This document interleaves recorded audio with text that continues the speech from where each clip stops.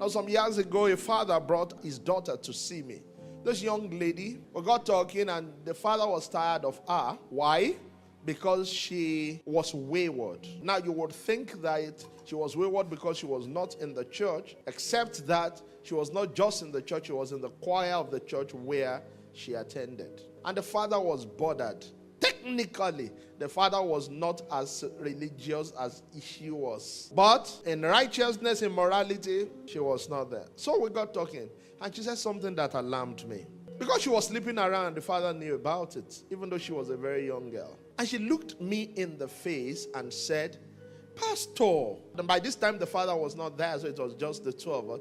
She said, Pastor, who are you so serious about this matter like this? Everybody is doing it. Now you say you are not doing it. Wow. She put me on the hot seat. That was a very strict test of my integrity.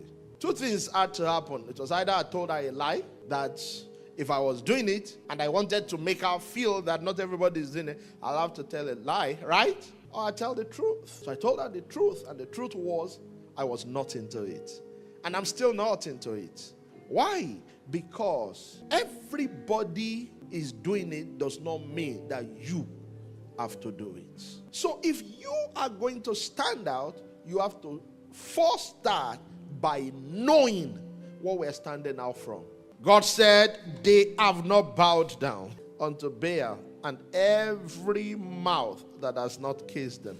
So look at me. Remnants stand out.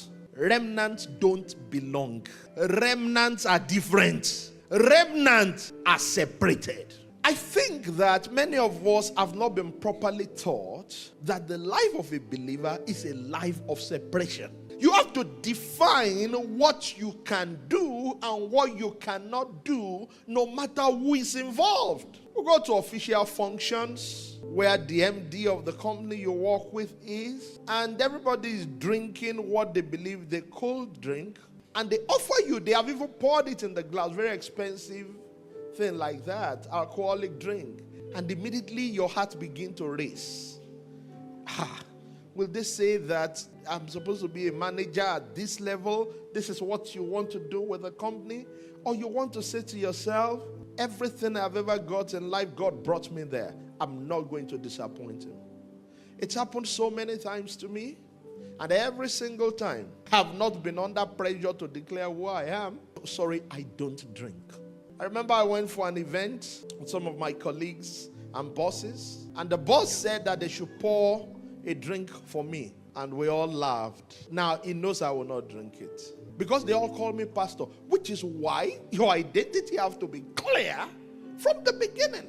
If they think you are one of them, and now you are trying to be like you are more righteous than them, they will pick an offense.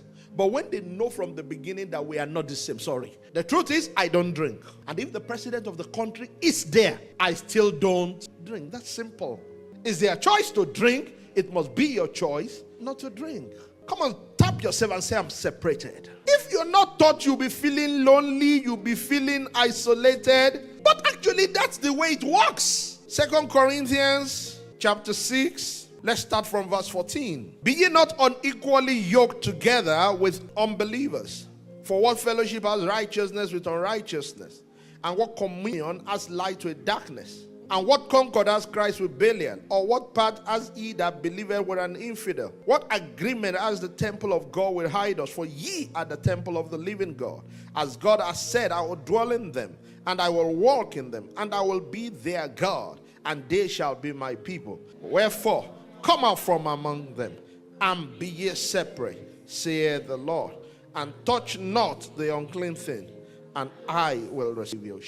That's the life of a remnant. Come out from among them. You can't be among them and be a remnant. Now listen, that doesn't mean that we leave the world. We can live with them and yet not be part of them. That's what God is saying here. You know, if I don't wear this skimpy thing. I mean, have you seen people attend events? Particularly these entertainment events? Some of them are worse than when Eve was naked. You almost ask yourself, why don't you could not wear anything? Just appear. Then some of you that don't understand what it means to please God, you will say, it's because you are not exposed. Exposure will kill many people. Exposure will send many people to hell. Be comfortable with your choices. Be comfortable with your preferences. I don't dress like this. Very simple. I don't attend this event. Very simple. And you know, some of us have been so conformed. Meanwhile, the Bible says, be not conformed. Oh my God, do you need help to realize that if you are in conformity with them, something is wrong with your following of God? Romans 12:2. And be not conformed to this world. Simple. Romans 12:2. The life of a remnant is a life of separation.